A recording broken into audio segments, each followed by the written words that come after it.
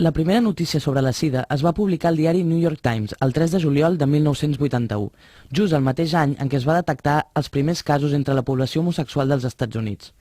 Tot i la gran influència d'aquest diari, els mitjans espanyols no comencen a parlar-ne fins al 1982, quan el diari El País trenca finalment aquest silenci. Els mitjans catalans, però, encara esperaran un any més per publicar la notícia, exactament fins al 16 de gener de 1983.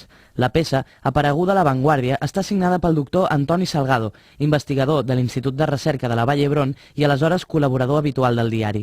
La notícia, titulada AIDS, una nueva y enigmática enfermedad, deixa entreveure la incògnita que va suposar la malaltia inclús per l'àmbit de la medicina. Era una malaltia que no tenia diagnòstic, nosaltres no teníem experiència, i als Estats Units començava la gent a pensar que allò era una malaltia complexa, enigmàtica, que afectava un grup determinat de gent.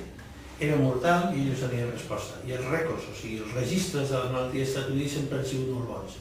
Ells, per associació, van començar a veure que hi havia una cosa nova, d'origen desconegut, que afectava determinats grups i que a curt termini era mortal. I que tenia alguna cosa a veure amb la immunitat. I que tenia alguna cosa a veure amb manifestacions cutànies del típic càncer. Aquest desconeixement va quedar plasmat a les pàgines dels diaris.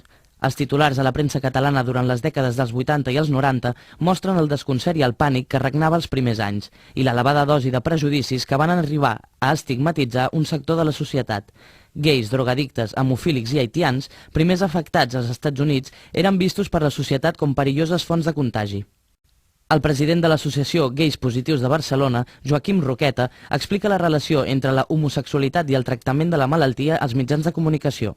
No és una homosexualitat, sinó tot el que era el tema dels grups marginals. D'alguna manera, quan apareix el tema de les sida es posa sobre la taula, clar, va començar a afectar, diguéssim, a grups, diguéssim, o minoritaris o que tenien una altra opció de vida, com eren la comunitat gai, sobretot als Estats Units, San Francisco, Nova York, després també tots els usuaris de drogues. D'alguna manera eren ja, no es pot que sigui, ja eren una mica sospitosos, per tant ja va caure molt més, diguéssim, el que era tot l'estigma i la discriminació d'aquests grups. I jo penso que fins i tot es va utilitzar políticament, d'alguna manera, per anar en contra i aprofitar tot el que eren una voràgine conservadora, de dir, anem per aquests grups que ja no ens agradaven, ara a més a més tenim l'excusa per atacar-los i enfonsar-los i d'alguna manera rematar-los. Tant en Joaquim com el doctor Salgado coincideixen en que el periodisme científic ha d'apropar-se més al periodisme especialitzat. Perquè la interpretació de la ciència només es pot fer des de la ciència, des del coneixement. Per tant, en termes genèrics, i no vol que això ho interpreti malament, a mi em resulta més fàcil, entre cometes, fer d'un metge algú que comunica que fer d'un comunicador un metge. El producte era atractiu, el que passa que la interpretació científica d'una notícia és molt diferent si el que l'escriu sap del que parla. Hi havia determinats tractaments des dels mitjans de comunicació que potser no reflectien la realitat, determinats termes, pensem que moltes vegades el vocabulari no es conforma tota una ideologia, tota una manera de fer. Clar, els periodistes moltes vegades, sí que algunes vegades hi ha periodistes més especialitzats, però no sempre, també es treballen moltes presses i per tant creiem que hi havia una sèrie de conceptes que la persona que havia de transmetre el missatge hauria de tenir molt clar. Doncs sobretot per això, perquè a l'hora de parlar de persones que viuen amb el VIH, doncs d'alguna manera informessin, però d'alguna manera no deformessin ni tampoc estigmatitzessin. A partir de 1988, la premsa escrita recull un canvi important. Ja no es parla de grups de risc, sinó de pràctiques de risc. Però tot i així, tot i els avenços de la medicina o l'aparició de persones heterosexuals afectades a les notícies, l'estigmatització del sector gai ja era un fet. La mort de personatges famosos infectats per l'VIH va tenir un paper clau en aquest canvi d'enfocament. Freddie era todo un personaje que vivió intensamente su vida y la música durante las 2 últimas décadas. Ha fallecido a los 45 años víctima del SIDA. Su última declaración fue para pedir a todos sus seguidores que apoyasen la lucha contra esta terrible enfermedad, porque, como dice su propia canción, el espectáculo debe continuar. A partir d'aleshores, els col·lectius afectats haurien de treballar en la lluita per la visibilitat de la sida entre totes les persones i no només entre els anomenats grups de risc. Va sortir tot el tema de l'epidèmia. Van haver-hi casos, no? Com va ser el tema del Roy Hudson, no? Que d'alguna manera l'any que tenia la sida, que va ser molt important, com el Magic Johnson, no? Que també va posar una mica les coses a dir bé, el VIH, doncs la sida afecta a tothom, i a més homosexuals, heterosexuals. Per tant, és un tema que persones de carn i os, no només col·lectius marginals, i nosaltres hem treballat sempre per la visibilitat, no? El nom de dispositius d'alguna manera també és una opció política, no sé si està dient bé el que som, no? Ells seropositius, i d'alguna manera també visibilitzar-nos, no? I parlar dels mitjans, de la nostra realitat, del que fem, del que ens afecta, del que ens preocupa i de les coses que volem canviar. A Barcelona hi ha moltes associacions i ONGs dedicades a la sida des dels seus inicis. Observant els arxius és visible la llau de notícies que genera la malaltia durant els 7 primers anys, fins a 1990.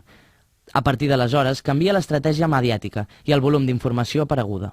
Fins al 1990, titulars com «Una epidèmia peor que la peste» o «El caso de la sangre envenenada» semblen estar destinats a causar una reacció als lectors per mitjà de la por i a relacionar comunitats com la homosexualitat amb idees de càstig diví.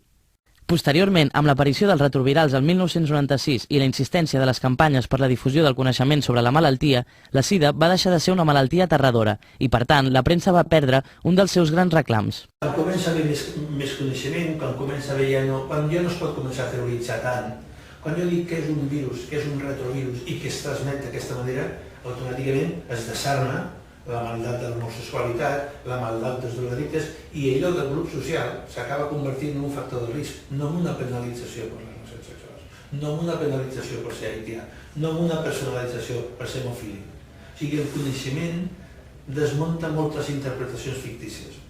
La quantitat de les notícies publicades no sempre va lligada a la seva qualitat. Per aquest motiu, les associacions de malalts de sida van crear el 2006 una guia d'estil dirigida als mitjans de comunicació. En aquest manual es proposen unes pautes que ajuden a tractar amb més rigor i efectivitat les informacions sobre la sida. Actualment, mentre que el nombre d'infectats per VIH continua augmentant, el nombre de notícies sobre la sida s'ha estancat. Des de l'aparició de la malaltia a principis dels 80 fins al començament del 2010, a Catalunya s'han declarat més de 16.000 casos de sida, dels quals van morir més d'un 60%. En canvi, els mitjans estatals publiquen una mitjana de 250 notícies per any. Però els amics, familiars i coneguts de les víctimes de la sida, així com totes les associacions que s'hi dediquen, es reuneixen cada any pel Dia Mundial de la Sida al Memorial que hi ha a Montjuïc per seguir lluitant per la visibilitat de la malaltia. La història de la sida als mitjans catalans demostra que, a més d'una malaltia, la sida va convertir-se en un fenomen mediàtic. Els mitjans van informar de la seva existència, però també van configurar la visió que tenia la societat. El desconeixement que regnava al principi i els estralls que van causar per propiciar un gran sensacionalisme capaç de captar l'atenció del públic, però també d'estigmatitzar els malalts.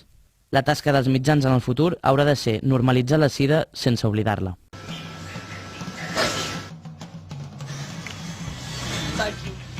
Fuck you, sida. Que te jodan, sida. Fuck you, sida. Fuck you, sida. Fuck you, sida.